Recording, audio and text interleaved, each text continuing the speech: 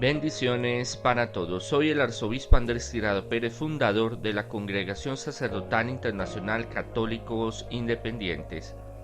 Nos representamos a la Iglesia Católica Apostólica y Romana. Bienvenidos una vez más a Una Palabra Tuya Bastará para Sanarme. Reflexiones diarias del Evangelio. Leamos el Evangelio. Se celebraba aquellos días la fiesta que conmemoraba la dedicación del templo. Era invierno y Jesús estaba paseando por el pórtico de Salomón, dentro del recinto del templo. Se le acercaron entonces los judíos, se pusieron a su alrededor y le dijeron: ¿Hasta cuándo vas a tenernos en vilo? Si eres el Mesías, dísnoslo claramente de una vez. Jesús les respondió: se lo he dicho y ustedes no me han creído. Mis credenciales son las obras que yo hago por la autoridad recibida de mi Padre. Ustedes, sin embargo, no me creen, porque no son ovejas de mi rebaño. Mis ovejas reconocen mi voz, yo las conozco y ellas me siguen. Yo les doy vida eterna, jamás perecerán y nadie podrá arrebatármelas, como no pueden arrebatárselas a mi Padre, que con un soberano poder me las ha confiado. El Padre y yo somos uno. Palabra del Señor. Gloria a ti, Señor Jesús, que por medio de este Evangelio sean perdonados nuestros pecados. Así sea. Había una gran expectativa de saber si realmente era el Mesías o no. Pero como les he dicho muchas veces, un Mesías guerrillero, un Mesías davínico, un Mesías el cual utilizaría la violencia para que él se proclamara el rey de los judíos, y lo tendría que hacer ¿dónde? En el templo. Por eso es tan importante en la época donde él está y donde llegan. Él está paseándose por el pórtico de Salomón, que es uno de los más importantes, en el cual él tendría que, el Mesías, suceder a David y a Salomón. O sea que él se proclamaría en el templo como en el centro del templo como el Mesías, el enviado del Señor para salvar a su pueblo. Es lo que ellos tenían pensado, es lo que ellos tenían organizado. Había muchos que lo seguían y bueno, ya estaban desesperados y querían tener respuestas si realmente él iba a ser el Mesías, pero no el Mesías como él les va a explicar, sino como ellos tienen en su mente, en su psicología, en ese anhelo de volver a tener libertad, a volver a tener riqueza, a volver a tener un lugar importante, histórico, político, económico, geográfico en Jerusalén, en el oriente.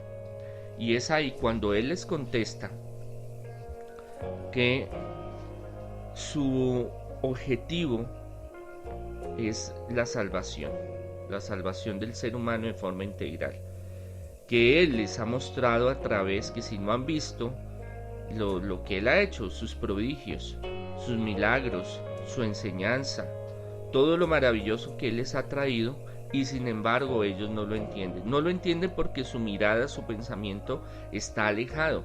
Su pensamiento no está en un propósito de abrir su corazón, de abrir esa puerta de redil al Mesías, al pastor, al Señor, a Dios, sino que ellos están esperando unos favores materiales. Ellos están esperando salir de la situación económica, política, de pseudoesclavitud, si no es de esclavitud plena, con los romanos. Están esperando de que les solucionen los problemas, pero él viene a algo mucho más importante, mucho más trascendente, mucho más fundamental para la vida del ser humano. No simplemente liberar una nación de forma bélica y darles el poder que tuvieron en una época anterior, sino atraerles la salvación verdadera. Y hace unas promesas muy hermosas en las cuales nosotros debemos de sentirnos muy bendecidos, muy fortalecidos, muy seguros de la presencia de Jesús, de Dios en nuestra vida, que Él tiene un propósito maravilloso, y ese propósito es salvarnos. Ese propósito es llevarnos a la presencia del Padre, que Él es uno con el Padre y sigue por su directriz, su misión, porque ama al Padre y el Padre lo ama a Él y le ha dado el poder para hacerlo. y Jesús da también el poder a sus hijos, a sus hermanos, a nosotros, para que podamos seguirlo, para que lo podamos experimentar, para que al escuchar su voz sepamos que Él es y lo sigamos. Por eso Él les hace hincapié de que ellos no son del redil de Jesús, ellos no son realmente los que van a disfrutar de esa bendición que Él está dando, de ese sacrificio que Él va a hacer, de la salvación eterna, de darnos esa opción, de bendecirnos de forma especial, porque ellos están en otro nivel espiritual. Ahí es donde nosotros debemos de trabajar y analizar y pensar si realmente estamos en el redil del Señor, si realmente estamos siguiendo la voluntad del Señor, si realmente estamos en busca no solo de que Dios, Jesús, el Padre, el Hijo, el Espíritu Santo, nos solucione los problemas, nos saque del problema de salud, del problema económico, el problema sentimental, sino que realmente lo queremos buscar y escuchamos su voz y lo seguimos porque realmente nos identificamos con Él, porque realmente lo amamos, porque realmente creemos que de Él viene la vida eterna, que queremos crecer espiritualmente. No solamente lo buscamos y le pedimos para que nos saque de un apuro, el Dios bombero, que hay un incendio y viene y lo apaga, sino porque Él nos garantiza y nos ofrece algo maravilloso que nadie más nos puede dar, que es la eternidad, es la sabiduría, es el encuentro con el Padre, con el Hijo, con el Espíritu Santo.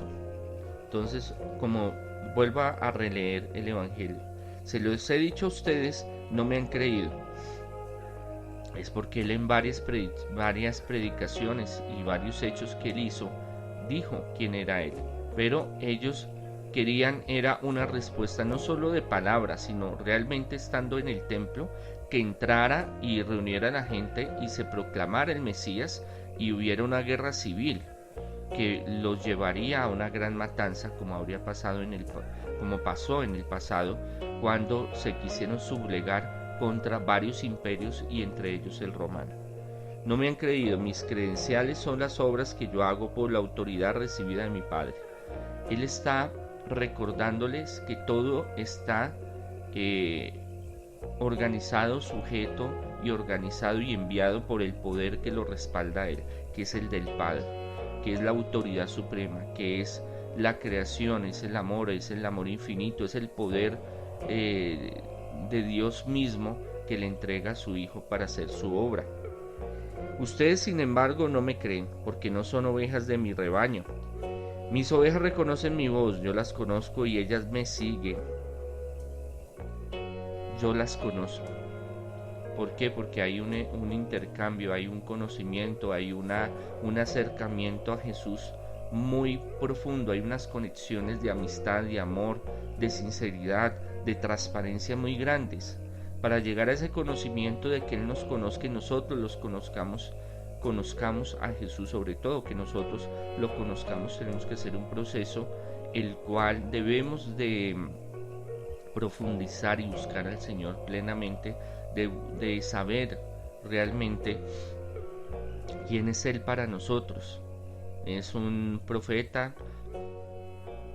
¿Es un mito? ¿Una leyenda? ¿Es un concepto? ¿Es algo que inventaron? ¿O realmente sí es el Señor, el Salvador, el que nos abre las puertas, el que nos ama, el que nos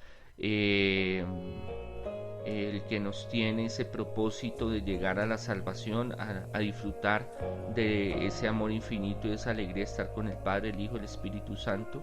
Es algo que nos debemos de cuestionar, nos debemos de preguntar, debemos de profundizar en nuestro ser, porque muchas veces no tenemos claro en nuestro ser quién es Jesús, no para la humanidad, no para los demás, para nosotros, cada uno personalmente. Jesús, ¿quién es Jesús para nosotros?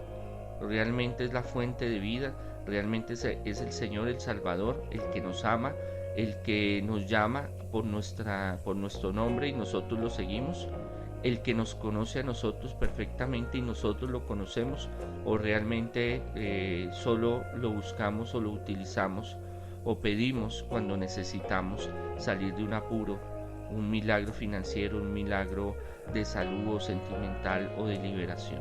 Es la base para poder profundizar, y eso Juan nos lo plantea en este escrito de la recopilación de lo que Jesús hizo, para que nosotros podamos saber, comprender y ver qué es lo que Dios quiere de nosotros, y nosotros qué visión tenemos de Jesús, cómo queremos que Jesús actúe en nuestra vida, cómo queremos vivir con Jesús.